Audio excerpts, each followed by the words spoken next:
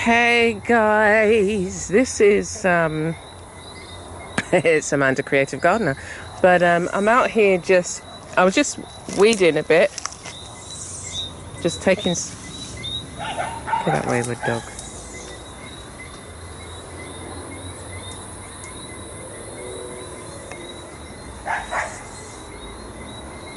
Birdies.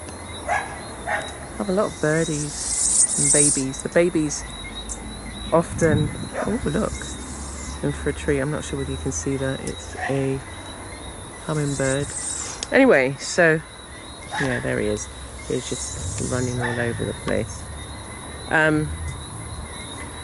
So it's been raining a lot, and I needed to. What I normally do is just let him come out. Say 5 o'clock. Most people have gone home. It's difficult to see. The hummingbirds love the moringa flowers, and then sometimes they stand still, so that's a treat for you guys. How often do you see a hummingbird just perched? But anyway, let me get on before it's getting kind of darker, because it's nearly 6 o'clock. So yeah, I was just pulling up some weeds and stuff like that. I find if I don't do something on a regular basis, you have to do it on a regular basis, but sometimes, as I say, because of the rain, it's kind of,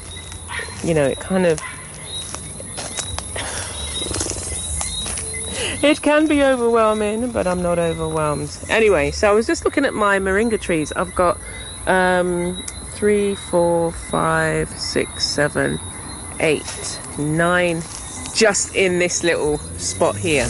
They're kind of spaced around, 10 in this spot, and then on the other side you would have seen, or the moringa patch that I've created, just planted some of the seeds there. But I was just looking at these beautiful specimens, and they look gorgeous. Well, I think they look gorgeous. Sometimes they're not as I was going to say tasty looking, but you might not feel they're tasty looking.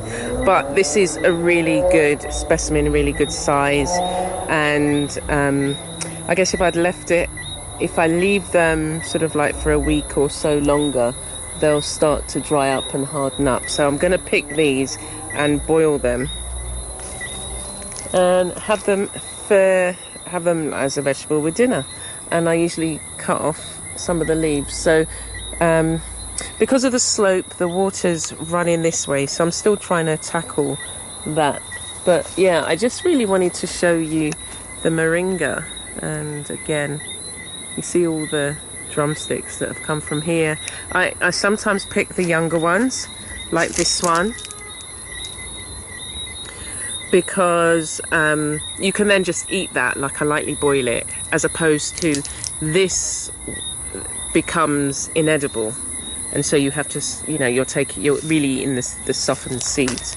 So let's walk this way, and you can see on the, you can't see there, I was going to say on the floor, on just there, you can see some of the, there's just been so many that has been, I haven't been able to deal yet with all of the seeds, and they've been drying up like this one. I've got loads on this tree. They've just dried up, or they're too high for me to pick. I let this particular tree get out of hand. So let's just walk this way. Everything's kind of grown out of hand, like even my clemmer cherry tree. I hadn't wanted it to kind of create so much shading because there are roof rats, and I've seen in next door's garden a rat, and what they'll do is run along the fence, and then they just use, they'll run along the branches and things like that until they find a way up onto the roof. Does that make is that how it works? Anyway, they're called roof rats. But yeah, this one's kind of gone. I've just kind of left it, so there's no way I can get up to the top to get any of the leaves, so I would have to cut some of the branches down and shorten it and let it kind of bush out, and that's what you can do. And then I've got other things that are growing, like I hadn't planted this particular tree, and I'm really aware of they're closing their leaves now because it's getting darker. But I'm just, in some of the places I'm allowing the trees to grow because it's just like I just want to be surrounded by trees. Edible, that have food, preferably. Hey, Cole. Somebody must be having a party over there. Anyway, so yeah, and you can see it in the, you know, see all of the trees with their drumsticks. And I've got about 3 in this particular section, a couple over there, and then I've got my Moringa patch. So as I say, I came out with him. I'm trying to train him that he stays, whilst we don't have a fence yet, we've just got the Mexican sunflower growing along here, and then past that you can see the 2 palm trees there, but they're not ours. But I'm getting somebody in to cut the grass, and then it feels a bit more manageable. I feel so much better once it's cut. So here's another tree that I've kind of let go, but what I'll probably do is cut back some of these. I've been trying to find a way to extract the oil. I don't have a seed press. Ideally that's what I would need, and then I can collect the oil from the seeds. So this is my Moringa patch, and just come around this way a bit. And yeah, what I don't want, like some of them are growing up, like this is growing really tall. So there's this other tree that's behind it, which grows really fast and is invasive.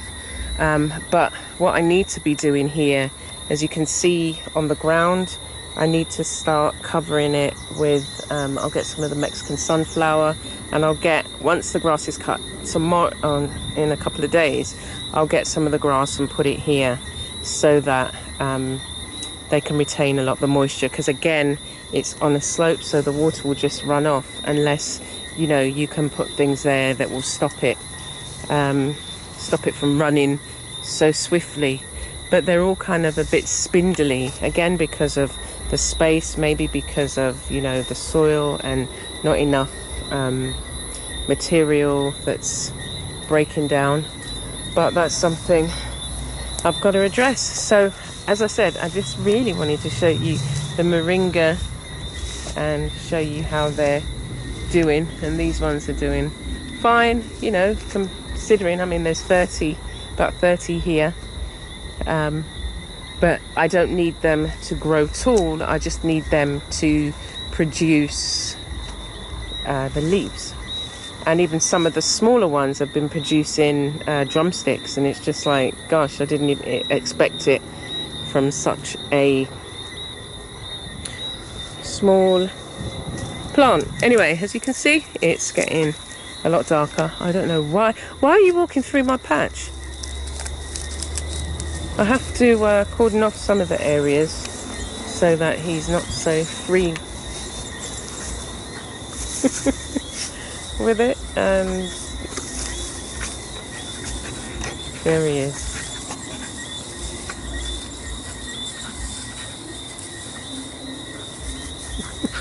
Oh, what fun.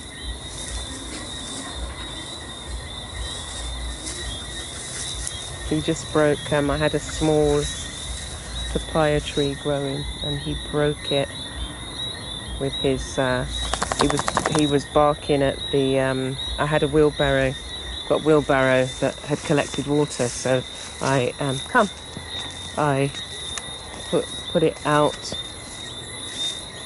threw it out onto the plants. What's this here? Oh, look, got my couple of papayas there that the snails and the slugs haven't managed to get, but I'm really gonna have to do something about them. My little lemon tree here that's growing, I had one that just got attacked and eaten by goodness knows what. It might have been the slugs, might have been the snails, could have been, I got a locust and their family kind of making themselves at home in the garden. And again, as I said, the moringa pods, there's so many, so maybe I should just collect the seeds anyway, and package them, because yeah, they're just falling and new plants are growing where some of them fall, but there's only so much moringa you can grow. I mean, as I say, I've got about 40-50 trees now, and actually I might grow some at the top there. Anyway, so as I said, we're just quickly showing you the lights going, so I'll have to say goodbye.